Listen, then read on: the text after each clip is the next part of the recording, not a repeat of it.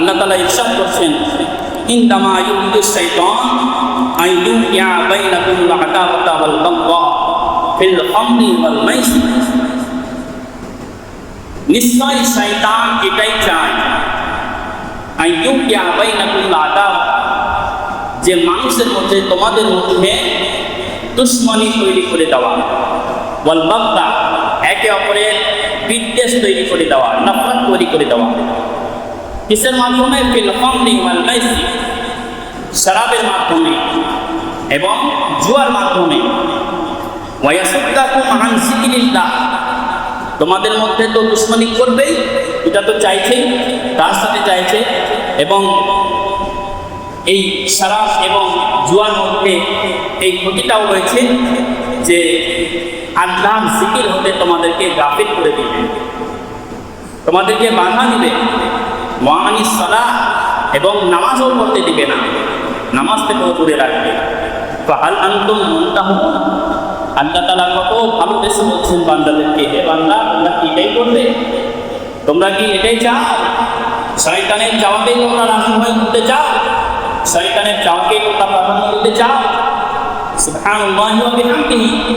তো আমাদের উত্তরটা কি হবে? আমাদের জবাব কি হবে? হে আল্লাহ, হে মাবুদ, তুমি মাবুদ, তুমি আমাদের ইলাহ, তুমি আমাদের খোদা, তুমি আমাদের সৃষ্টিকর্তা। তোমার যা নির্দেশ রয়েছে সেটাই আমাদের জন্য যথেষ্ট, সেটাই আমাদের জন্য কামিয়াবের রাস্তা, সেটাই আমাদের জন্য বাঁচার উপায়। অতএব সেটা করেই আমাদেরকে আমল করার চেষ্টা করতে হবে, এরকমই যেন আমরা করতে পারি, এটাই আমাদের উত্তর হওয়া উচিত। কিন্তু আজকাল মুমিন ব্যক্তিদের মধ্যে, মুসলমানের মধ্যে জুয়ারি পাওয়া যায়, আল্লাহর পানাহ, মদখোরি পাওয়া যায়, আল্লাহর পানাহ। আরও যেই যেই কাজ থেকে নির্দেশ দিয়েছেন দূরে থাকা, সেই কাজগুলি আমাদের মধ্যে পাওয়া যায়। এটা লজ্জার ব্যাপার এবং এটা নিজের ক্ষতির দিকে ঠেলে দেওয়া একটা খারাপ পন্থা, খারাপ রাস্তা। মুআজ্জাজ, তো এই দুই জায়গা থেকে আমরা বুঝতে পারলাম আল্লাহ তাআলা আরও জায়গায়, আরও কোরআনে পাকের মধ্যে আমাদেরকে উপদেশ দিয়েছেন এবং খারাপ কাজ থেকে বিরত থাকার অনেক নির্দেশনা দিয়েছেন। আল্লাহ তাআলা ডাইরেক্ট বলছেন যে তোমরা জুয়া থেকে বাঁচো, এটা আমাদের জন্য যথেষ্ট, তার থেকে বাঁচার জন্য, ভয় করার জন্য। সৃষ্টিকর্তা যে কাজ থেকে বিরত থাকতে বলে, সেই কাজ কতটা ভয়ঙ্কর হতে পারে, কতটা ক্ষতিকারক হতে পারে, আল্লাহু আকবার। এই পরিপ্রেক্ষিতে আসুন নবী পাক সাল্লাল্লাহু আলাইহি ওয়াসাল্লামের জবানের দ্বারা কি বর্ণনা হয়েছে সেটা আমরা দেখার চেষ্টা করি। হযরতে উলাইদা রাদিয়াল্লাহু তাআলা আনহু, সাহাবী রাসূল, তিনি বর্ণনা করেন যে নবী পাক সাল্লাল্লাহু তাআলা আলাইহি ওয়াসাল্লাম ইরশাদ করেছেন, যেই ব্যক্তি নরকশির মানে জুয়ার এক ধরনের পাশা খেলা, একটা বোর্ড থাকবে আর গুচ্ছি থাকবে, এরকম করে পাশা খেলা বলা হয়। তো সেই জুয়ার ব্যাপারে, কিন্তু এটা শুধু খাস নাই, যত রকম দুনিয়াতে জুয়া রয়েছে সবার জন্য এটা ওয়াহিদ, ক্ষতিকারক, আযাবের কারণ হতে পারে। তো জুয়ার ব্যাপারে বলা হচ্ছে, নবী পাক সাল্লাল্লাহু আলাইহি ওয়াসাল্লাম ইরশাদ করছেন যে এই রকম যে জুয়া খেলত, সে যেন তার হাত শুকরের গোশত রক্তে ডুবিয়ে দিল। আল্লাহু আকবার, আল্লাহু পানাহ। যার নাম নাম আমরা পছন্দ করি না, যার মাংস, হাত, রক্ত সব কিছু হারাম এবং নাপাক, অপবিত্র, তাকে কেউ জুয়া পছন্দ করবে? কখনোই পছন্দ করবে না। কিন্তু নবী পাক সাল্লাল্লাহু আলাইহি ওয়াসাল্লাম ইরশাদ করছেন, কেউ যদি জুয়া খেলত তো শুয়োরের মাংসে সে হাত দিয়ে দিল, তার রক্তে হাত দিয়ে দিল। আল্লাহু আকবার, কতটা ভয়ঙ্কর হতে পারে এই আযাবের পরিণতি। তাই আমাদেরকে বাঁচতে হবে।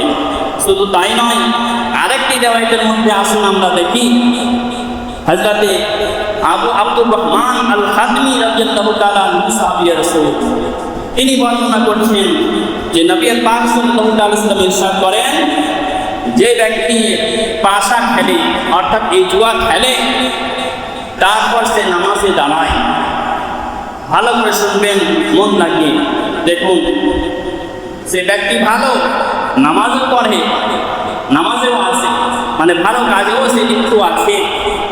তার জন্য এই ওয়াইদ, যারা নামাজ থেকে দূরে রয়েছে তাদের জন্য কি অবস্থা হবে আল্লাহই জানেন। তো নবী পাক সাল্লাল্লাহু আলাইহি ওয়াসাল্লাম ইরশাদ করছেন, যে পাশা খেলে অর্থাৎ জুয়া খেলে তারপর নামাজে দাঁড়িয়ে যায়, তার উদাহরণ হচ্ছে ওই ব্যক্তির মতো যে শুকরের পুঁজ এবং রক্তে উযু করত আর নামাজে এসে দাঁড়িয়ে যাবে। আল্লাহু আকবার, আল্লাহ, হ্যাঁ, নাউযুবিল্লাহ, মাআযাল্লাহ। তো যেই অপবিত্র জানোয়ার, যাকে কোরআনের মধ্যে সুস্পষ্টভাবে অপবিত্র বলা হয়েছে, যার হাড় মাংস থেকে নিয়ে সব কিছু যে অপবিত্র, তার রক্ত এবং পুঁজের মাধ্যমে উযু করা এবং নামাজে দাঁড়িয়ে যাওয়া কতটা ভয়ঙ্কর, কতটা বড় খারাপ কাজ হতে পারে, এই ব্যক্তির মতো উদাহরণ দেওয়া হয়েছে ওই ব্যক্তিকে যারা জুয়া খেলে। তো জুয়া খেলাটা কত খারাপ। জুয়া খেলা চাহে অফলাইন হোক চাহে অনলাইন হোক, আজকে অনেক এমন গেম রয়েছে যেটা জুয়ার মাধ্যম, ইংরেজি হিসাবে তো গেম বলে দেওয়া হয়, আর গেমের মানে হচ্ছে খেলা। তো এমন খেলা যাতে শব্দ থাকে, টাকা পয়সা লেনদেনের ব্যাপার থাকে, সেটা নাজায়েজ হারাম এবং তার ওয়াইদ রয়েছে কোরআনের মধ্যে, ডাইরেক্ট সেই জুয়া থেকে মানা করা হয়েছে। আর যাতে পেট কোনো থাকে না, টাকা পয়সা লেনদেন থাকে না, টাইম পাস করার জন্য, সেটাও হচ্ছে মাকরুহ। অযথা টাইম পাস করাও মাকরুহ রয়েছে। আর যদি সেখানে পেট রয়েছে, জুয়া হারা যেটা থাকে, সেখানে লেনদেনের ব্যাপার থাকে, সেটা হচ্ছে হারাম। হারাম খুব কঠিন হারাম, যে হারামকে কোরআন ডাইরেক্ট মানা করেছে আর বলেছেন ইন্নামাল খামরু ওয়াল মাইসির ইলা আখির আয়াত রিজসুম মিন আমালিশ শাইতান। এই জুয়া হচ্ছে শয়তানি কাজ। আর শয়তানি কাজ কখনো বৈধ হতে পারে, কখনো জায়েজ হতে পারে। শয়তান তো হারাম কাজেই লিপ্ত করবে। এই জন্য এই জুয়া থেকে অতি সত্তর আমাদেরকে বাঁচতে হবে, নিজের বাচ্চাদেরকেও বাঁচাতে হবে, নিজের আত্মীয় স্বজনকে বাঁচাতে হবে, কারণ এটা হচ্ছে হারাম। এবং কত বড় ওয়াইদ শোনানো হলো হাদিসের মধ্যে, যে অপবিত্র জানোয়ার তার রক্তে হাত দেওয়া, তার গোশত নাড়া, তার গোশতে হাত ডুবানো এবং তার থেকে উযু করে, তার রক্তে উযু করে নামাজে দাঁড়ানো, এইরকম উদাহরণ দেওয়া হবে। আল্লাহু আকবার। তো নিয়ত করে নিতে হবে আল্লাহ তাআলা আমাদের যেন এইরকম কাজ থেকে হামেশা হামেশা দূরে রাখেন, সর্বদাই দূরে রাখেন। আমাদের আমাদের আওলাদকে, আমাদের বাচ্চাদেরকে আল্লাহ তাআলা যেন এই কাজ থেকে দূরে রাখেন। বাকি চেষ্টাও করতে হবে, নজরও রাখতে হবে যেন এইরকম কাজে কেউ লিপ্ত না হয়ে যায়। এটা তো আখিরাতের আযাব, আখিরাতের আযাবের একটা ওয়াইদ শোনানো হলো, সাবধানতা শোনানো হলো যে অপবিত্র বস্তুকে ছোঁয়া এবং তার সাথে উযু করা, এটা তো হারাম। আর হারাম কাজে কি ক্ষতি হতে পারে, আল্লাহ তাআলা জাহান্নাম তৈরি করে রেখেছে। দুনিয়াতেও অনেক ক্ষতি হয়, যেমন জুয়া যখন খেলবে দুই গ্রুপ বা দুই ব্যক্তি, তো তাদের মধ্যে কোনো ভালোবাসা থাকবে না, তাদের মধ্যে শত্রুতা তৈরি হবে, তাদের মধ্যে হিংসা তৈরি হবে। সে মনে করবে আমি যেন তাকে ছুঁয়ে নিতে পারি, আর সে মনে করবে আমি যেন তাকে চোখে নিতে পারি। এইরকম দুইজনের নিয়ে একেবারে শরীয়তে খেলাফ হবে, অবৈধ হবে এবং একে অপরের শত্রু হয়ে যাবে, একে অপরের হিংসুক হয়ে যাবে। এটা দুনিয়াবি। আরেকটি দুনিয়াবি ক্ষতি হচ্ছে যে অর্থনৈতিক ধ্বংসে নেমে আসা। যদি জুয়ায় হেরে গেল, তো একেবারে হঠাৎ করে সে সব কিছু হারিয়ে ফেলল,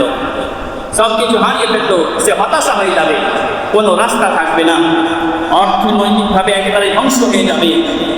আরেকটি ক্ষতি, বড় ক্ষতি হচ্ছে যখন সে হেরে যাবে, সে মনে করবে আমি কিছু ঋণ নিয়ে আবার যেটা হেরেছি সেটা যেন আমি পূর্ণ করতে পারি।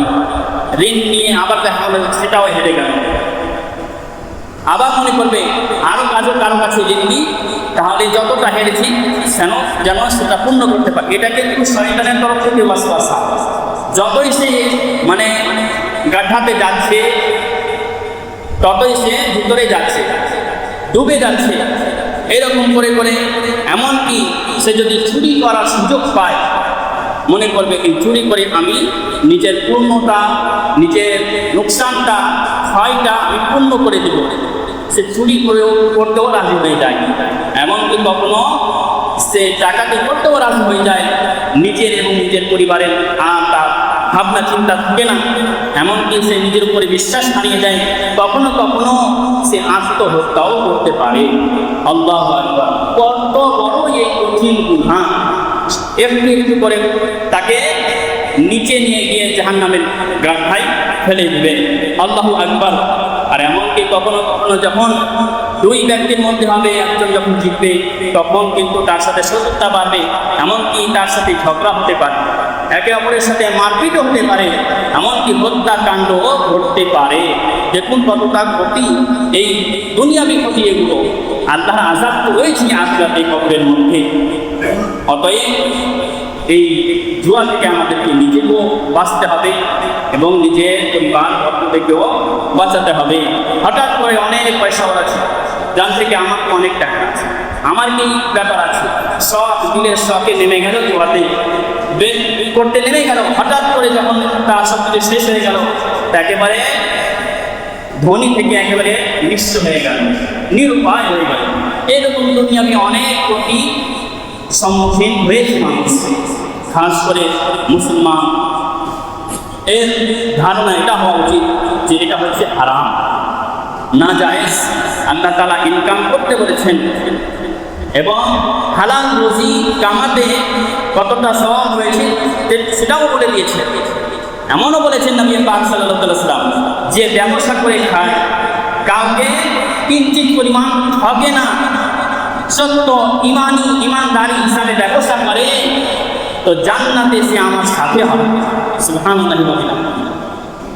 ইমানদার তাজির ব্যবসায়ী নবী পাক সাল্লাল্লাহু আলাইহি ওয়াসাল্লাম বলছে সে আমার জান্নাতের সাথে হবে। তো হালাল রুজি আমাদেরকে দেখতে হবে, হালাল রুজি কামাই করতে হবে, আর হারাম থেকে আমাদেরকে বাঁচতে হবে। আর এই জুয়ার ব্যাপারে যে আয়াতে পাক আমরা শুনলাম, হাদিসে মুবারাকা আমরা শুনলাম, এবং দুনিয়াবি ক্ষতি কতটা হতে পারে বা হয় মানুষের, এটাও আমরা জানতে পারলাম। অতএব আমরা এর থেকে নিজেকেও বাঁচাবো, নিজের পরিবারবর্গকেও বাঁচাবো। আল্লাহ তাআলা বলেন, ওয়াহিদিকুম নার, নিজেকেও বাঁচাও এবং নিজের পরিবারকেও বাঁচাও ওই আগুন থেকে, যেই আগুনের ইন্ধন হবে মানুষ, পাথর, সেই আগুন থেকে বাঁচাও।